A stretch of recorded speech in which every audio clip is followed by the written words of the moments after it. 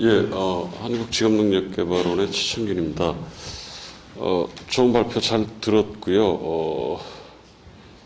몇 가지 포인트를 중심으로 해서 간단하게 말씀을 드릴까 싶습니다. 일단 지금 이승길 교수님께서 이 청년 의무 고용제 문제에 대해서 많은 지면을 할애하셨고 설명을 하셨는데, 이제 저는 이제 경제학을 했기 때문에 경제학자 입장에서 사실은 이게 조금 주저되는 부분이 분명히 있습니다. 그러니까 이 논리적으로 볼 때도 이게 효과가 불확실한 측면이 굉장히 많이 있거든요. 그러니까 이게 이런 의무 이런 식의 할당 제도를 도입하면 기업이 고용을 하는데 코스트가 올라가서 이걸 이제 전문적으로 우리가 보통 규모 효과다 이렇게 얘기를 하는데, 그거는 이제 전반적으로 고용을 줄이는 쪽으로 작용을 하게 될 거예요. 비싸지니까 사람 채용하는 게. 근데 이게 또 대체 효과라는 게 생기거든요. 무슨 얘기냐면 청년을 더 많이 뽑아야 되니까 비청년 고용을 줄이고 청년 고용을 늘리는 이런 효과는 분명히 있을 겁니다. 그래서 청년층 고용 규모가 실제 늘 거냐, 이 의무 고용제를 도입했을 때.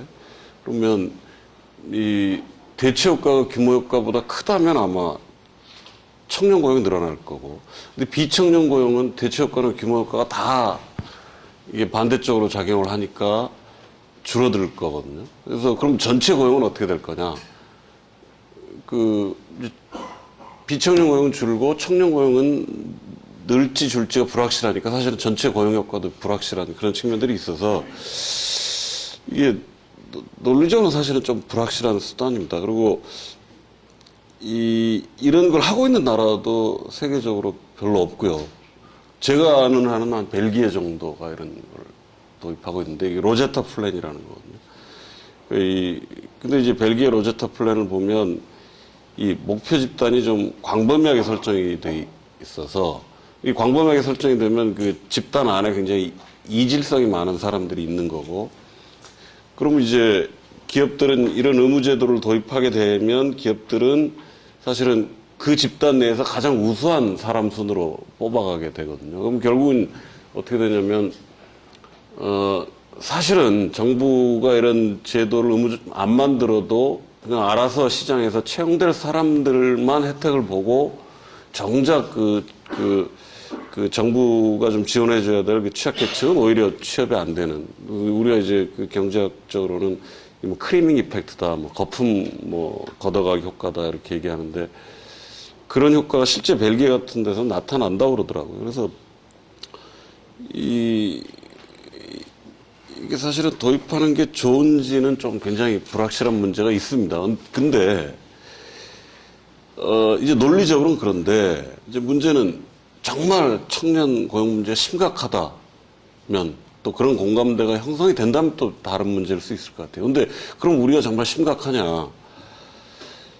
실업률만 놓고 보면 그렇게 심각하지 않습니다. 예를 들면 우리가 한 8% 정도인데 독일이 8% 정도거든요. 그리고 독일은 자기네 굉장히 좋다 이렇게 얘기해요. 어제도 사실은 관련된 국제 컨퍼런스가 있어서 독일에서도 와서 자기네 나라 사례도 얘기하고 그러던데, 자기는 이제 굉장히 잘하고 있는 걸로 생각을 하거든요. 우리 괜찮은 거 아니냐 싶은데, 문제는 사실 우리가 고용률이 굉장히 낮다는 겁니다. 아까 이 교수님도 그림으로도 보여주시고 하셨지만 40%밖에 안 되거든요. OECD 국가들 중에서 굉장히 바닥권입니다.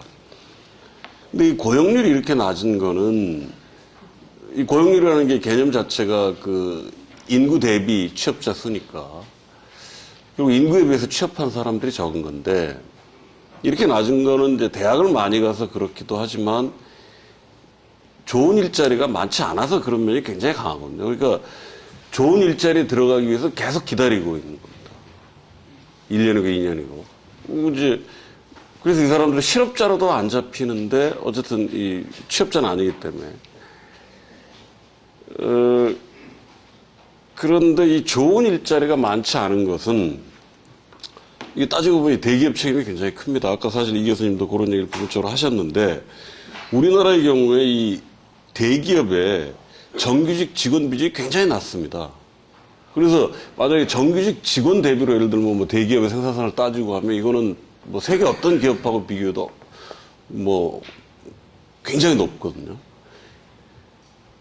굉장히 높은데 이게 그러니까 대기업이 문제는 정규직으로 사람을 많이 안 뽑고 여러 가지 그 변형된 형태의 간접 고용을 많이 활용하고 있는 게 사실은 문제인 거죠. 그래서 그 대기업 쪽에서 이 일자리가 많이 안 나오는 거예요. 근데 이제 뭐 기본적으로 우리는 그 대기업하고 중소기업 간의 격차가 너무 크니까 어떻게든지 대기업을 가려고 하는 거죠. 그리고 뭐 중소기업을 가서 그 커리어로 뭐 대기업 가기도 굉장히 어렵고. 그러니까 처음에 대기업 들어가는 게 굉장히 중요하니까 하여간 뭐 취업 준비에 1년, 2년 이렇게 시간을 보내는 거죠. 그렇지만 대기업은 뭐 일자리를 많이 안 늘리니까 들어갈 수 있는 사람은 굉장히 제한돼 있고. 그래서 이런 거를 조금 좀 풀려고 하면 사실은 뭐 의무고용 문제도 좀 검토해 볼 수는 있을 것도 같아요. 근데 물론 사실은 대기업이 그 정기적으로 많이 안 뽑는 거를 또 근원적으로 따져 들어가면 이제 또 문제는 복잡해지죠. 이게 기본적으로 우리나라 노조가 너무 경직적이라든가, 그러니까 정기적으로 한번 뽑으면 해고하기 힘들다든가, 또 대기업 노조의 문제도 있죠. 노조가 세고 뭐, 하여간 노조가 덜 뽑되 그 이득을 이제 내부적으로 나눠가 짜는 쪽으로 자꾸 나가니까 그런 문제도 있고. 근데 이게 이런 거 그렇게 풀기는 굉장히 또 어렵거든요. 물론 풀어가야 될 큰 숙제이긴 하지만 이제 그런 면에서 비춰볼 때 대기업이 좀 움직이게 하려면 뭐 이런 것도 좀 고민을 해봐야 된다고 생각을 합니다. 의무고용 문제를. 그리고 이걸 뭐 영구히 하는 건 문제가 있겠지만 예를 들면 한시적인 조치를 한다면 또 사실은 뭐든 검토 여지가 있죠. 근데 아까 이 교수님도 얘기했지만 이 청년 인구는 줄어들고 있거든요. 그리고 시간이 가면 갈수록 이제 베이비 부모들이 막 은퇴가 쏟아지기 시작할 거고, 그럼 이제 사실은 그 자리를 청년들이 많이 메울 수 있는 거 아니냐. 그런 면에서 보면은 청년 고용 문제는 그렇게 오래 가지 않을 수 있다. 뭐 그게 얼마 될지 모르지만 뭐 예를 들면 10년, 20년 뒤에도 우리가 청년 고용 문제를 고민할 거냐 아닐 수도 있다는 거죠. 그렇다면 한시적으로라면 그런 제도, 부작용이 있을 수 있는 제도의 도입도 우리가 좀 더 적극적으로 생각해 볼 필요가 있겠다. 다만, 그러려면 아까 말씀드렸던 그런 여러 가지 부작용들이 최소화될 수 있도록 그 제도 설계를 굉장히 꼼꼼하게 잘하는 게 이제 중요할 거라는 거고요. 그것과 관련해서 말씀을 하나 더 드리면은 이 의무고용제 대상을 고졸자로 국한해서 하면 부작용 상당히 적을 수도 있다고 생각을 합니다. 일단 뭐 아까 말씀드렸던 소위 크리미 이펙트라는 것은 고졸자를 대상으로 할 경우는 별로 고려하지 않아도 될 것 같고요. 그리고 우리는 보면 이 고졸 일자리에 대졸자가 취업해 있는 경우가 굉장히 많거든요. 그게 수치적으로 한 뭐 24% 정도 이렇게 나오는데, 이 얘기는 무슨 얘기냐면 사실은 우리가 그 비율에 맞게끔만 뭐 그 고졸 채용 의무 비율을 설정을 하면 사실은 기업한테 별 코스트가 안 될 수도 있다는 거예요. 고졸자 일자리에 사실 구태여 대졸자 채용할 이유가 없는 거거든요. 그래서 소위 그 기업의 어떤 코스트를 가중시키는 그런 효과가 굉장히 작을 수도 있다. 고졸자에 국한해서 실시한다면. 그리고 또 어찌 보면 이게 사실 고졸 취업을 확대하는 것이 근본적으로 중요한 정책인 것 같거든요. 그 청년 실업 문제 해소 관련해서. 그래서 예를 들면 이제 그 고졸 청년 의무고용제 같은 거를 공공부문하고 대기업에 국한해서 뭐 하는 거는 뭐 상당히 좀 적극적으로 생각해 볼 수도 있겠다 싶습니다. 특히 그 대기업들 같은 경우 그 고졸자 채용비율이 굉장히 낮거든요. 이게 평균적으로 이 학력별로 청년층의 신규 채용자 비율을 보면 그 평균적으로는 고졸이야 청년 채용비는 3.9%인데 300인 이상 대기업은 1.8%예요. 그러니까 대기업일수록 고졸자를 덜 쓰고 있다는 건데, 그런 면에서도 조금 그 대기업한테 어떤 의무를 부과하는 문제를 뭐 검토해 볼 수 있겠다는 생각을 하고 있고요. 그리고 이 정책 평가가 굉장히 중요합니다. 우리 청년 실업 대책이나 뭐 정책들 보면 굉장히 많습니다. 사실 다 뭐가 뭔지도 모를 정도로 굉장히 많고 헷갈릴 정도로 굉장히 많은데,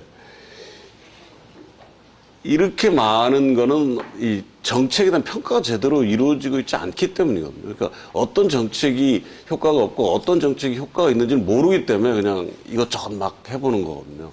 근데 정말 사실은 제대로 좀 평가를 해서 좀 되는 정책에 집중적으로 지원하고 밀어주는 게 굉장히 중요합니다. 어차피 예산이라는 게 한정이 돼 있는데 어제 그 독일 어제 이제 국제 세미나에서 독일에서 오신 분이 얘기를 하던데 독일도 예전에는 이런 정책들에 대한 평가가 잘 안 이루어졌을 텐데 근데 큰 그 하나의 사건이 생기면서 이게 이제는 굉장히 중요시되고 지금은 잘 이루어지고 있는데 어떤 일이 있었냐면 이 연방노동청에서 이제 어떤 정책을 펴면서 이 정책이 효과가 있는 것처럼 이렇게 계속 얘기를 했는데 이게 나중에 확인해 보니까 이걸 속인 거예요. 사실은 효과가 별로 없었던 걸 굉장히 효과가 있는 것처럼 과대 포장했었는데 이걸 나중에 이제 제대로 파고 들어가서 보니까 이 효과가 없었던 걸로 드러나면서 그게 굉장히 사회 문제가 되고 뭐 그랬던 적이 있었다고 하던데 그 이후로 이제는 그 어떤 정책을 하게 되면 그 정책을 이제 제대로 평가하기 시작했다는데 사실 우리도 이 부분을 해야 됩니다. 그래서 정책을 만들면 그 정책 안에 그 정책을 평가할 수 있는 뭐 예산 혹은 뭐 또 평가하려면 데이터도 있어야 되겠죠. 데이터 구축 뭐 이런 걸 다 같이 고려해서 정책이 들어가는 게 굉장히 중요하다는 말씀 드리고 싶고 그리고 지금 우리처럼 이제 고졸자 70, 80%가 대학에 지나가는 그런 상황에서는 사실은 이 청년 고용 문제가 해결되기가 어렵거든요. 아무리 그 선진 경제라고 해도 일자리의 뭐 7, 80%를 대졸자 일자리로 채울 수는 없는 겁니다. 그런 의미에서 사실은 아까도 계속 얘기했죠. 이 고졸층 확대 정책은 굉장히 올바른 방향에 있는 거고. 근데 다만 이제 우려스러운 것은 이게 뭐 정권이 바뀌고 뭐 정부가 바뀌고 하면서 이게 지속될 거냐. 근데 저는 이제 지속돼야 된다고 보는 입장이고 이게 굉장히 중요한 정책이다. 그래서 지속적으로 추진해야 되고 또 이 대학 넘어가는 건 이건 막아야 되니까 대학 구조조 정도 굉장히 지금 너무 속도가 느리고 뭐 가는데 이거 좀 빨리 해야 돼. 그 속도를 좀 가속화해야 된다는 얘기를 드리고 싶고요. 그리고 뭐 마지막으로 한 말씀만 더 드리면은 아까 이제 고령자와의 뭐 대체 관계 이런 얘기 하셨는데 이 교수님이 제가 알기로는 우리나라에서는 이 대체 관계가 별로 없다는 게 지금 거의 이제 많이 받아들여지는 주장인 것 같아요. 실제 뭐 실증 분석이나 이런 걸 해봤을 때도. 그러니까 이제 일자리가 다르다는 거죠. 그러니까 서로 경합을 안 한다는 건데 같은 일자리를 가지고 고령자고 그 청년들이 그 말씀만 간단히 드리고 제 토론을 마치도록 하겠습니다. 감사합니다.